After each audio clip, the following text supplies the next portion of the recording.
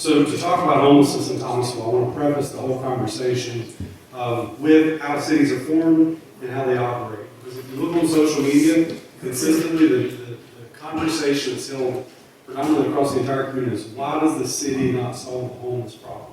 Why is the city not doing something about this problem? Cities are virtues of the state. Paul Mitchell could probably speak on this for hours. But what that means is we can only do statutorily what the state law says we can do. Social-related services, health-related services, EMS-related services are awards of the state to the county level. And so that's why you see there's a county health department, a county social services, a county EMS agency, and cities don't have those. Now, you might ask, well, some cities do have those. There are entitlement communities which are geared a little bit differently, and they get funding separately. Greensboro is an entitlement community. And so what you saw in Greensboro, the pallet shelter home, that was some local funds that they were to partner with private investment to establish the pallet shelter, which I will say, earlier this week we had the opportunity to tour that. And it was a great setup. They did a really great job. A friend of mine, Troy Powell, was the one that actually pulled all of that project together. So having said that, I want you to first know that the city's fiscal policy and state legislation speaks against the city of Thomasville and the homeless shelter. And so therefore that's why you don't see us operating a homeless shelter. However, there are some community initiatives that have been going for quite some time now. One specifically is DC Connect. DC Connect is an organization that's been working for the last 2+ years to formulate a plan to how to address homelessness. As you know, homelessness is not a one-pronged issue. People aren't homeless just because they lost their home. They're homeless because of alcoholism, drug abuse, financial insecurities. It's a whole host of things that it takes for most people to become homeless. Secondary to that, you could build a $7 million homeless shelter, have the nicest facilities in the world. The vast majority of them will not come to the facility because there's rules associated with being in a facility.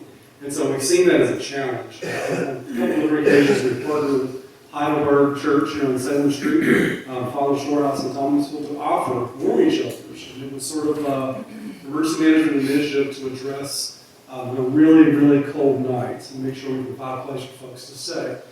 That's how the city was able to be involved and work with the community to support their needs and make sure we evaluated the shelter and make sure that it met all of the intentions, with the fire protection, the police protection, security, those sorts of things.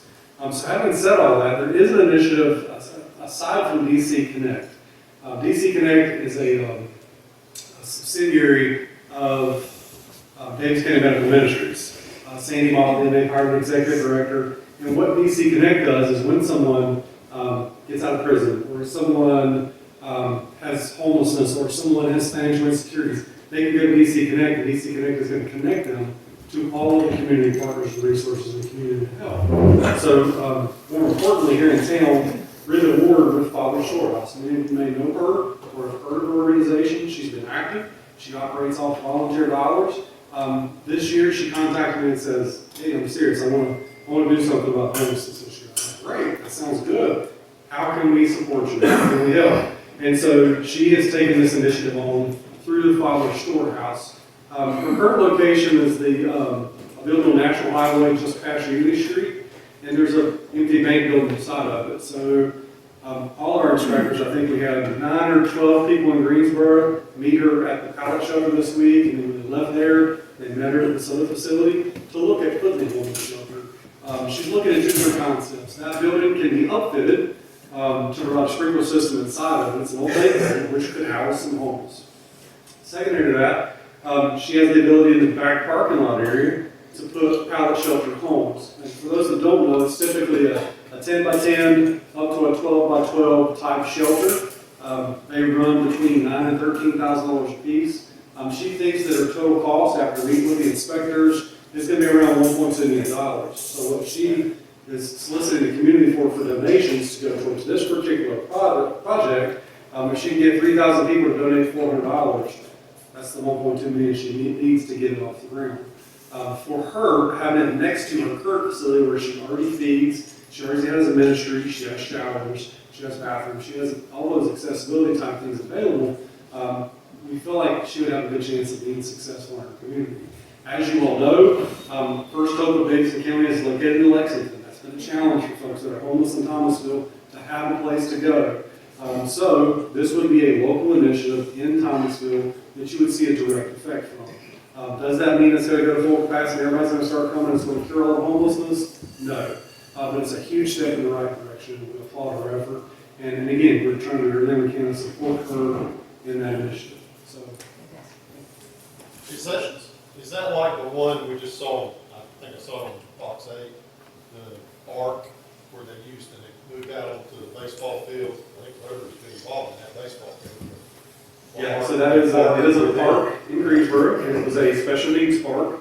And so it was interesting that the media immediately, as soon as Greensboro put this $900,000 initiative together, and they used a special needs baseball field because it was vacant during the winter months, the media quickly pitted one against the other. Oh, you don't care about people with disabilities because now you care about homelessness. And so they have worked through those. It's very challenging times of how they're going to reseed the lawn. They're going to come back in and put sod in place where those shelters are. That very much is what her concept is. And so depending on, how it pans out, she could potentially use the building or she could use the parking lot. The parking lot would have those pods or shelters, and when you get there, it's got 2 beds, it's got a heater, it's got a place for an air conditioner, it has a door on the front, an escape room on the back, a fire extinguisher. They took out all the plugs, so you can't go in there and plug a hot plate in or a microwave or anything of that nature. And so it's a place for them to come inside, get warm, and stay. While we were there Monday, they were occupied. There were lots of people there taking advantage of the services. And what they did on that baseball field is they ended up putting off a section in fencing so that people could still come. Kids could still get out there and play, and they weren't affected by it. The shelters were out in the grass portion. And they have security there 24/7. They also have safe parking. Residents will also have safe parking. So a lot of folks are homeless and they live in a car. So they just need a safe place to park. So they have cameras, lighting, security on site to make sure that you're protected like this. Thanks for bringing that up. Thank you. Other questions? Thank you.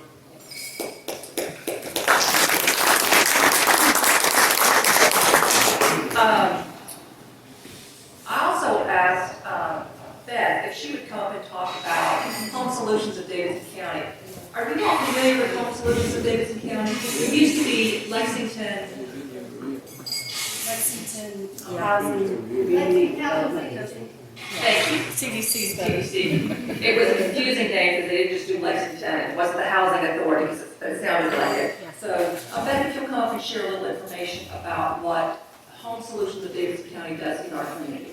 They're also coming in 2 weeks. And they're coming in 2 weeks. For the program. Toby is going to do a much better job on this. The vision for Home Solutions of Davidson County was a result of a 1995 study and action from a strategic plan developed for the city of Lexington. So following the study, a group of concerned citizens developed a housing coalition. So, and then in '96, they incorporated the Lexington Housing Community Development Corporation. Easier to say, Lexington Housing CDC. And with that, they started helping individuals and families to overcome obstacles to achieve homeownership. But the programs also include things such as homebuyer education, financial literacy, existing owner home repair, development of affordable housing, community revitalization, and they also have a Thomasville Housing Assistance Program. In September of 21, it was decided to change the name to Home Solutions of Davidson County to reflect the services for the entire county, just not, so many people thought it was just for Lexington, but it's actually for the entire county. I do know in the past year, they have actually done more in the city of Thomasville than they have in any other area, which has really been a nice change just to get out and help more. So, but just in the past 27 years, these are some of the things they've done. They've been awarded 18 urgent repair grants from the North Carolina Housing Finance Agency. And with that, they've made repairs to 1,432 homes in the county, which with about $1.5 million in funding. Also, I do want to say that this agency is also the only certified HUD housing counselor in the county.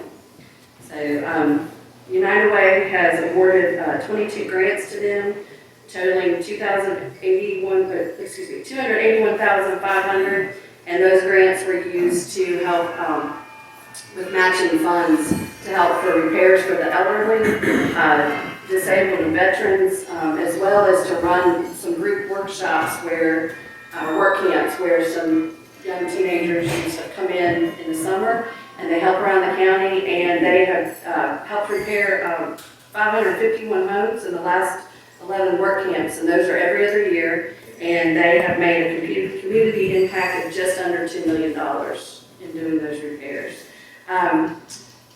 Let's see, they have developed 55 homes through the collaboration with the City of Lexington and the City of Thomasville, also with individual partners. They've continued neighborhood stabilization programs with building, they built 2 houses in Lexington, and then they've just completed a house on Reed Street here in Thomasville, which the closing is this week. Kind of just a back story on that. So the couple that bought that house, they are actually going through their financing and everything through. So we're able to help them with that and getting the funding and some down payment assistance and stuff to purchase that. They also do something called Financial Fitness Club, and they have helped eliminate almost $95,000 in debt and improving credit scores for people. And they've counseled well over 1,000 families through the financial literacy and homeowners education.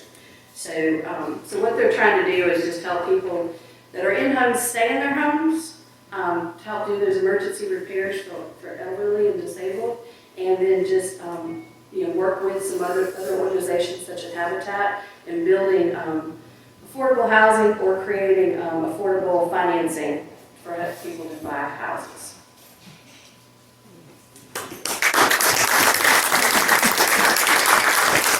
I did want to point out that Toby Prince with Home Solutions is going to come in a couple of weeks, and then a few weeks after that, we have Habitat as a presenter. So I think that's very timely that we start thinking about what we want to do. I know that other suggestions that we had in January were maybe we could sort of adopt a home and maybe do one or renovate old homes, that kind of thing.